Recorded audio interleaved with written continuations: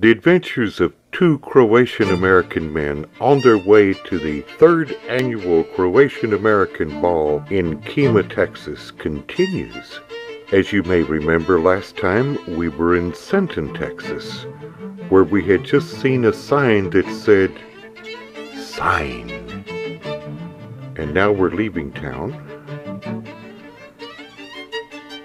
On our way down the road, we see a church that looks like it's about to take off and fly.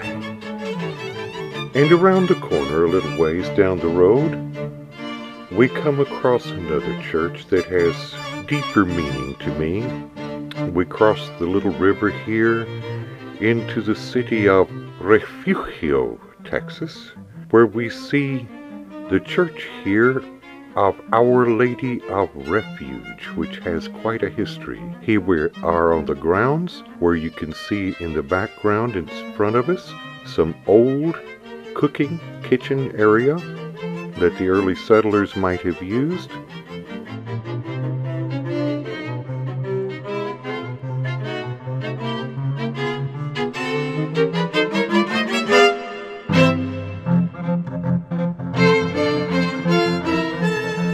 And in this picture we see more of that early kitchen, and we see a bell that was probably brought over here from Europe that used to be the bell in the church. And next you see a sign. The sign says Our Lady of Refuge and St. James. Read for St. James, Svete Jakova. And now the story begins to unfold. Yes, there was once the parish of Svete Jakova here, a small Croatian parish in among all these Irish immigrants to this area. They were people who had been liberated by Ban Jeličić in Veliki Kladusha, and they had come to Texas, and they were not about to be imposed upon by another pasha like the Ottoman Pasha they had been liberated from back in the homeland.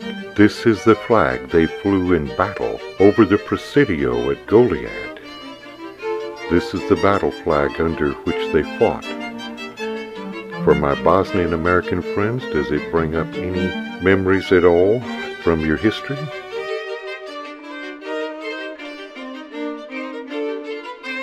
And here we continue on down the road, headed towards Kemah. And here where we are is on the road to Midway, which is exactly midway between nowhere and nowhere else. You can tell from that it's an important city.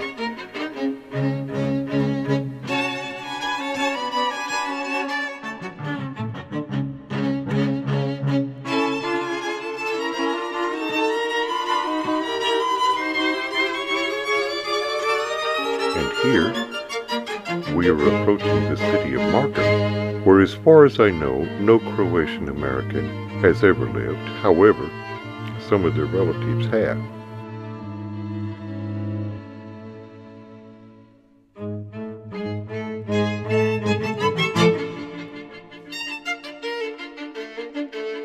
And now, we're on the road from Bay City, Texas, on Highway 35.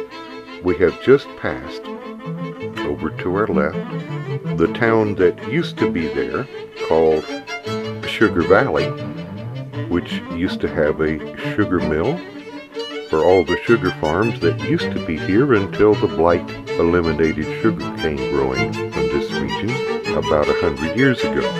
Straight in front of us is the principal employer of the region now.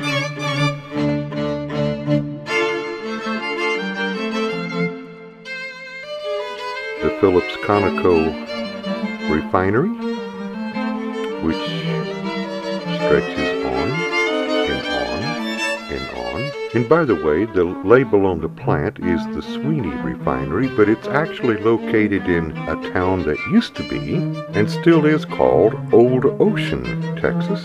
It still has a post office. Old Ocean is in a place where there is no ocean, old or new, but there was once a huge swamp out to the west side of town, and still is when it rains.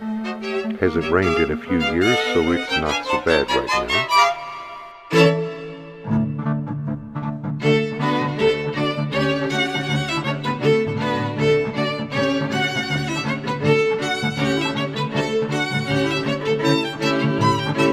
And at last, after about 7 hours on the highway, after traveling nearly 400 miles, we are approaching the great city of Kemah, where tomorrow night we will hear Joe Martichmaki sing, where he will entertain us. The background music here is String Quartet No.